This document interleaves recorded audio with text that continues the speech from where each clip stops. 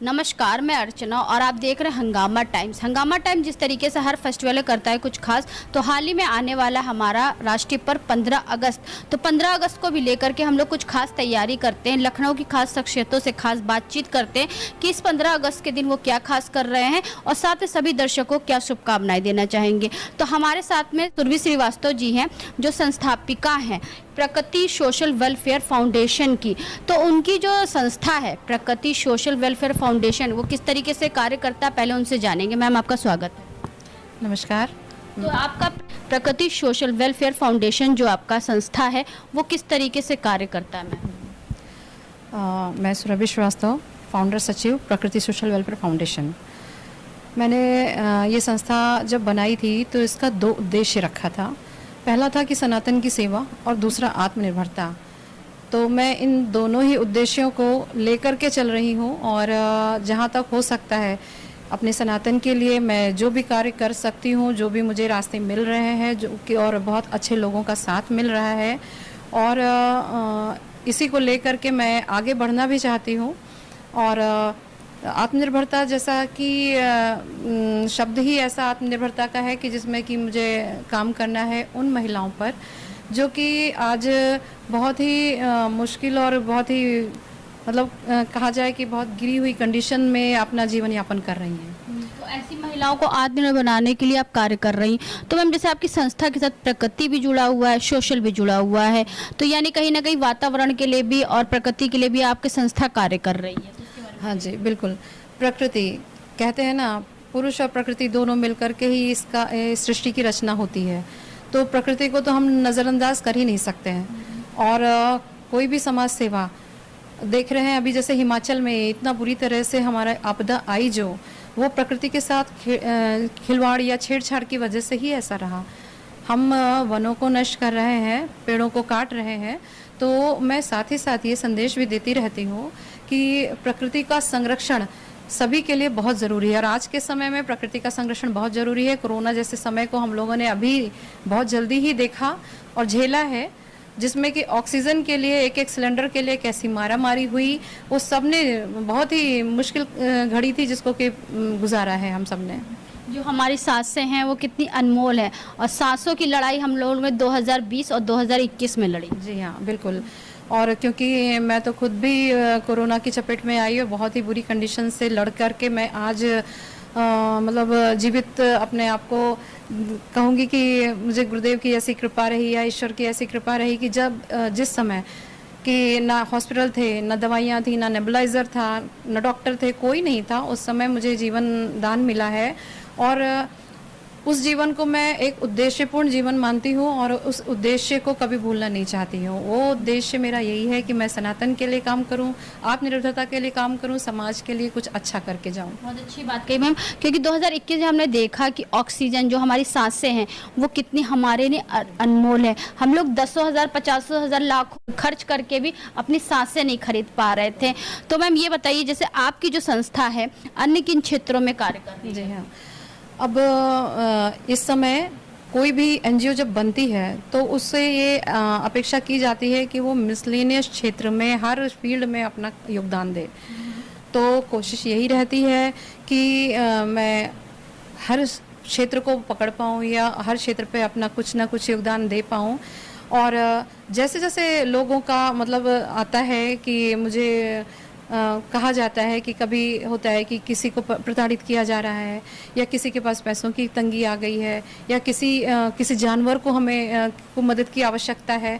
तो जिस जिस फील्ड में मुझे लगता है कि वहाँ पे मुझे सहयोग देना चाहिए या मुझे मदद करनी चाहिए, मैं हर क्षेत्र में अपने काम वहाँ कर रही हूँ। जैसे मैं हाल ही में आपको एक शक्तिपीठ की जिम्मेदारी दी गई, जानकीपुर में शक्तिपीठ बनाए सनातन जो है संगठन के द्वारा, तो उस क्षेत्र में अभी तक आप क्या कार्य कर रहे हैं? हाँ जी, मैंने बताया कि मेरी जो संस्था है वो सनातन को लेकर के कार्य कर रही है। और इस क्षेत्र में जब आगे बढ़ रही हूँ तो मुझे बहुत अच्छे अच्छे लोगों का साथ भी मिला। सिर्फ संस्था के द्वारा ही नहीं, बहुत सी ऐसी संस्थाएं हैं जो सनातन के लिए काम कर रही हैं। और मेरा एक छोटा सा मंदिर चमत्कारेश्वर शिव मंदिर के नाम से है, जो कि 2014 से हम लोग वहाँ पर अपनी सेवाएं दे रहे हैं। शुरुआत हम लोगों ने सुंदरकांड से ही की थी। आज सुंदरकांड हम लोगों को मुझे याद हो गया है। मतलब हम लोग समर्पित भाव से वहाँ पर सेवा देते हैं। शुरुआत सुंदरकांड से हुई थी, लेकिन उसके बाद हम लोग ने हमारे जितने भी फेस्टिवल आते हैं, नवरात्र है, शिवरात्रियाँ हैं और अभी जन्माष्टमी आने वाली है, हम लोग बहुत धूमधाम से वहाँ पे मनाते हैं।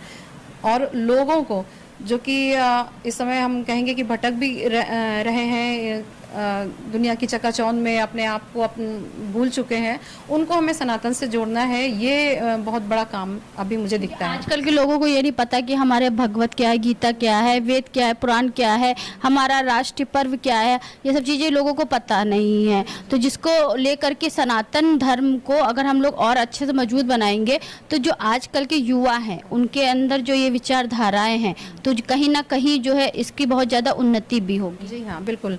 प्रकृति सोशल वेलफेयर फाउंडेशन हर वर्ष ये जो गर्मी की छुट्टियां पड़ती हैं, जब बच्चे एकदम फ्री रहते हैं, उस समय गीता की कार्यशाला का आयोजन करती है, जिसमें पिछले साल हम लोगों ने 7 दिवसीय गीता की कार्यशाला की थी, जिसमें आश्रम आनंद आश्रम कोटवा रोड सीतापुर रोड पर है, हमारा आश्रम है, जहाँ से हर तरह के वेद, उपनिषद, गीता, हर तरह के का मतलब विधिवत वहाँ पर शिक्षा दी जाती है। बच्चे बहुत ही अच्छे वहाँ पर शिक्षा ग्रहण कर रहे हैं और वहीं से आचार्य हैं आते हैं और यहाँ पर गीता की कार्यशाला को वो लेते हैं। बच्चों में कंपटीशन, लास्ट के डे पे हम लोग कंपटीशन कराते हैं, जिसमें ये देखा जाता है कि पूरी कार्यशाला में बच्चे ने कितना ध्यान दिया और उन्होंने क्या सीखा।